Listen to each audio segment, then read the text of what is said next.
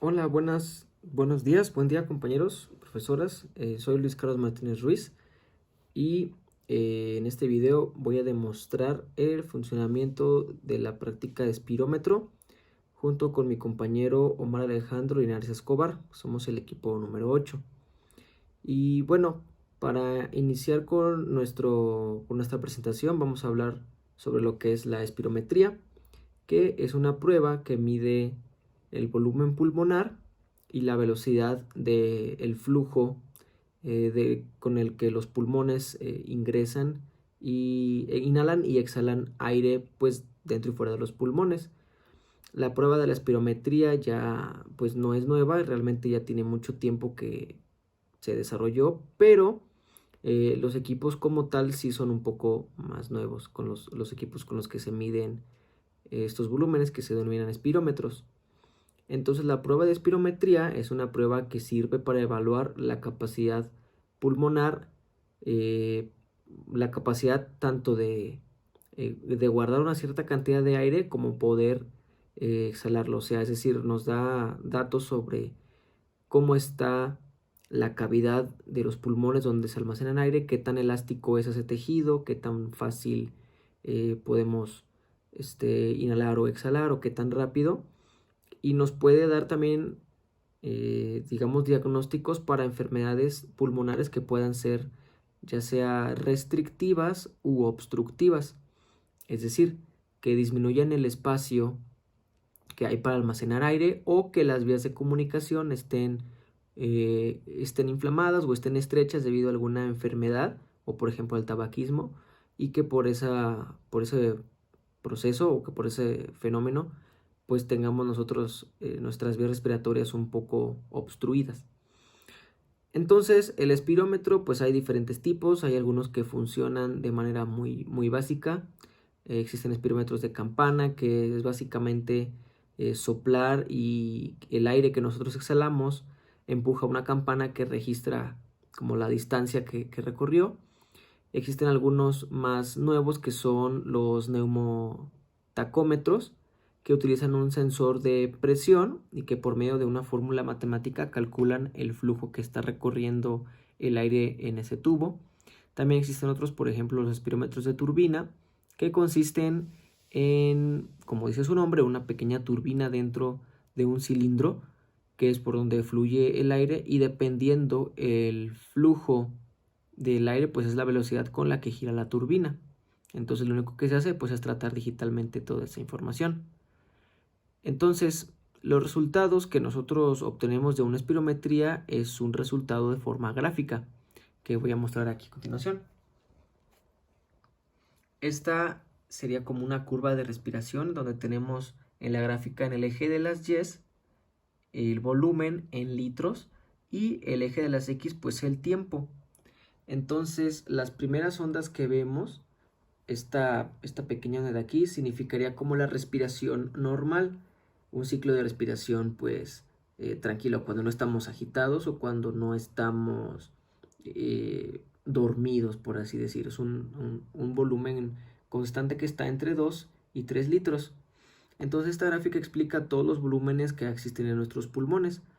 Por ejemplo, el volumen de reserva inspiratoria es el volumen máximo que nosotros podemos almacenar en nuestros pulmones después de una inspiración profunda.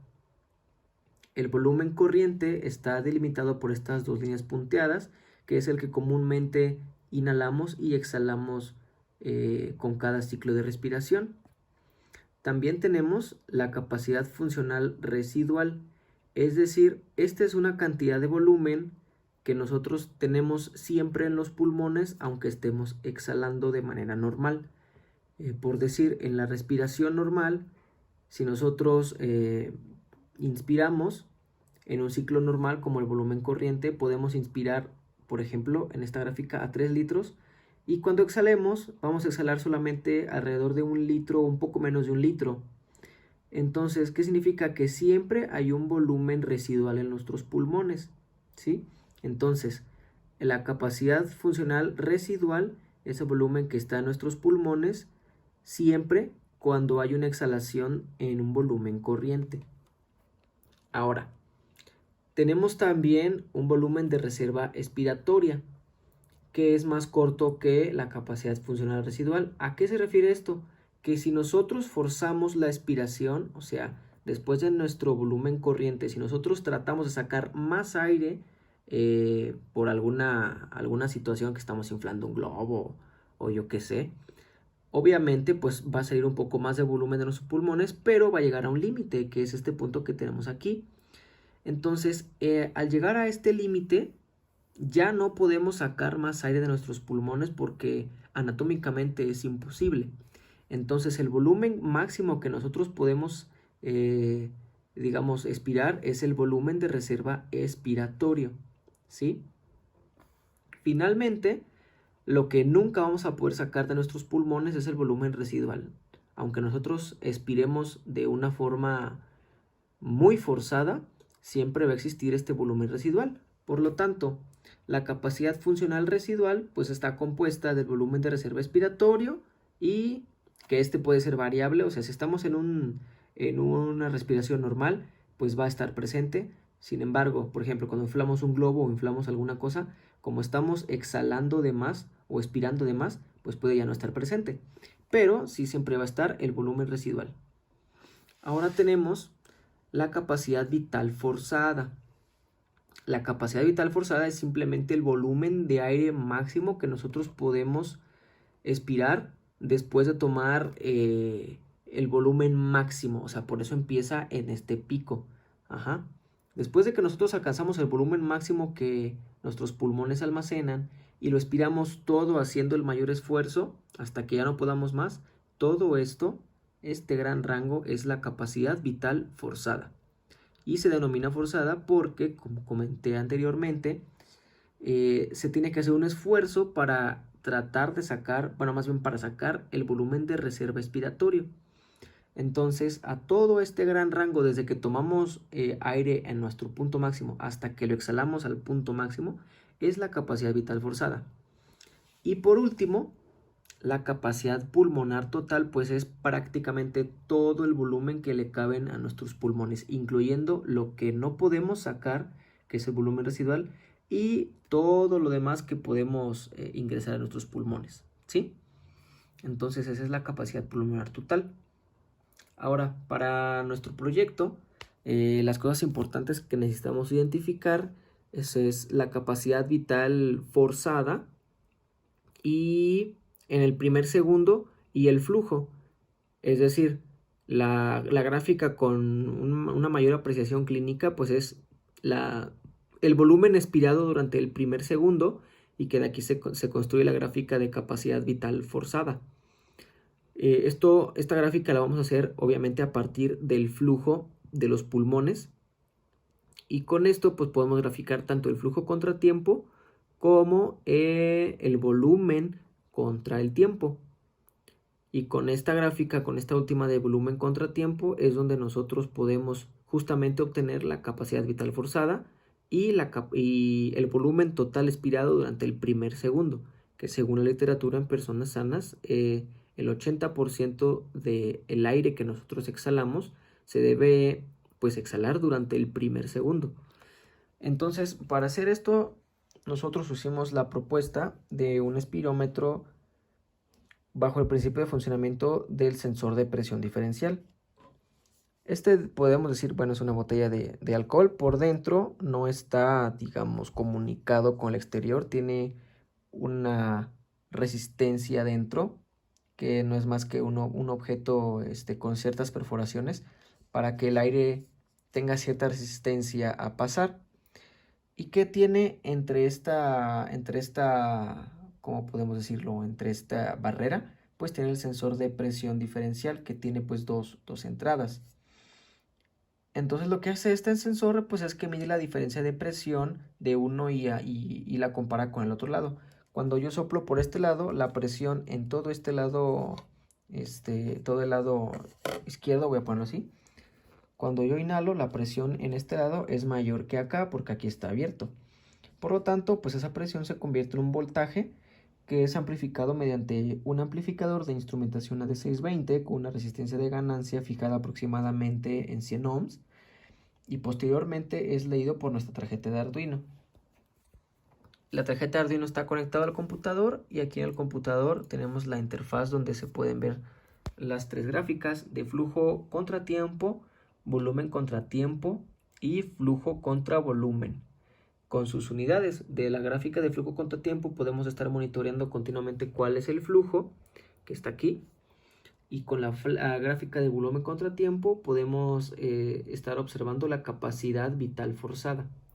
¿Sí? En este caso aquí tiene un dato por la última corrida que hice y lo puedo borrar para que quede igual. Entonces voy a demostrarles cómo es el funcionamiento de nuestro prototipo.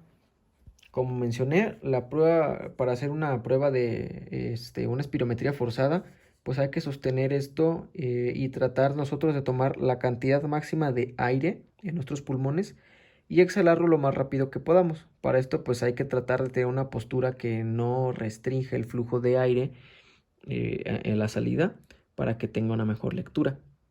Entonces voy a darle correr al programa como cualquier programa de LabVIEW. Y vamos a ver que va a empezar a parpadear la tarjeta de Arduino porque está haciendo una comunicación. Entonces, en este momento, si se fijan, como no estoy respirando, bueno, más bien no estoy expirando, no hay un flujo. Bueno, hay unos ciertos picos por el pequeño ruido que se genera al estarlo moviendo, ¿no? Pero, al momento de que yo sople, va a cambiar toda esta gráfica. Voy a hacerlo de la siguiente manera.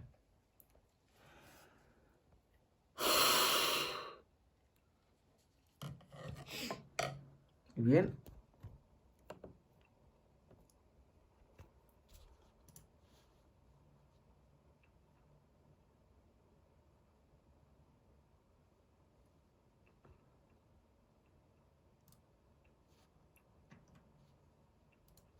Voy a regresar un poco la señal para que puedan ver. Aquí se puede apreciar cómo fue el comportamiento del flujo, que fue un súbito ascenso y después bajó drásticamente, que es algo característico de la espirometría. La gráfica de flujo contratiempo nos ayuda a poder validar que la prueba se hizo de manera correcta. Y para la gráfica de flujo de volumen contra tiempo, estoy modificando el eje para que se pueda apreciar mejor. Aquí la tenemos. Esta es la gráfica del volumen contra tiempo, que si fijan es como una pequeña S. En este momento donde subió rápidamente fue cuando yo expiré y llegó a un volumen máximo de 3.68 litros. Es decir, mi capacidad vital forzada aproximadamente es de 3.6 litros, ¿sí? Por lo tanto, si nosotros medimos el tiempo que tardó en alcanzar toda esta cantidad, aquí abajo tenemos la escala del tiempo y podemos ver que, por ejemplo, voy a tratar de moverla para ver si encuentro como una mejor posición. Según el eje de las X, en esta raya fue el minuto 11 con 31 segundos. Y aquí fue 11:31 con 5 milisegundos, porque está en una escala de segundos. Podemos contar entonces que al momento de empezar aquí, que es el tiempo aproximadamente 11:31, perdón, son las horas, los minutos y los segundos. Ajá. A las 11:31 con 1, 2, 3, 4, 5. Y acá son 5 segundos. Ok, cada rayita está representando aproximadamente 0.5 segundos. 0.5 segundos. Entonces aquí ya pasó, aquí ya eran las 11:31 con 1 segundo, 11:31 con 2 segundos y en las 11:31 con 2.5 segundos fue cuando respiré. Y si se fijan, el tiempo que tardó en llegar al máximo es aproximadamente a las 11:31 con 4 segundos. O sea que tardó casi un segundo más bien en un segundo se liberó toda la el volumen pulmonar, bueno, que yo expiré. Por lo tanto, pues acorde a lo que dice la teoría, pues soy una persona sana porque puedo expulsar la mayor cantidad de aire en el primer segundo de la expiración. Voy a volver a hacer otra medición. Bueno, aquí voy a borrar los datos para que no interfieran con la siguiente lectura.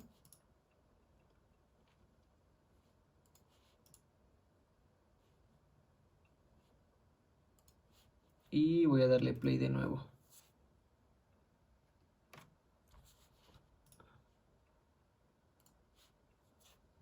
Aquí está. De nuevo eso se va a ajustar ahorita a la escala. Entonces lo que voy a hacer es tomar mucho aire.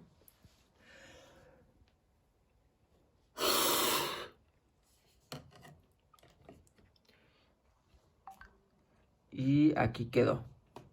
¿Se fijan? Bueno, voy a pararlo para que deje de moverse.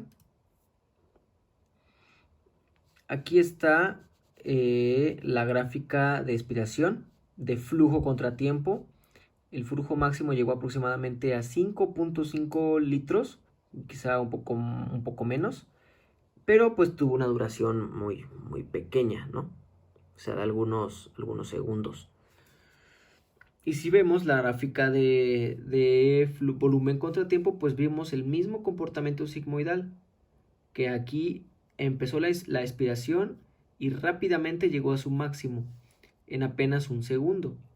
Entonces eso significa pues que tanto la prueba está bien hecha porque no se ven algunas aberraciones o ruidos aquí extraños, y pues que el volumen coincide con lo que dice la teoría. Entonces pues esto es nuestro proyecto, como les comenté, nuestro espirómetro, que está hecho con una botella que está abierta de un lado, tiene por dentro una especie de resistencia mecánica, y a cada lado de esa resistencia o en cada compartimiento del tubo están conectadas entradas del sensor de presión diferencial, que pues es amplificado la señal mediante el AD620, posteriormente enviado a Arduino y de Arduino a la computadora. Y es todo, muchas gracias.